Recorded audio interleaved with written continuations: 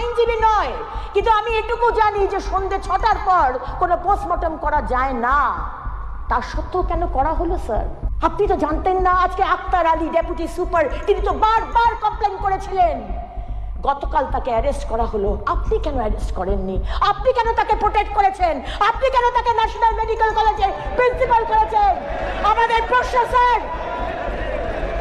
আপনি বলতে পারেন না যে দুর্নীতি আলাদা আর অভয়ার মার্ডার আলাদা। দেখা যাক, 5 তারিখের জন্য আমরা অপেক্ষা করছি। হয়তো অভয়ার মার্ডারের পিছনে এই দুর্নীতির একটা বড় যোগ আছে স্যার। শ্রীমতী অগ্নিমিত্রা পাল।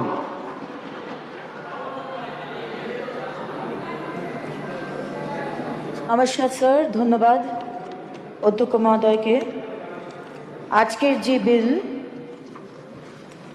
অপরাজিতা উইমেন্স প্রোটেকশন বিল, তার বিষয়ে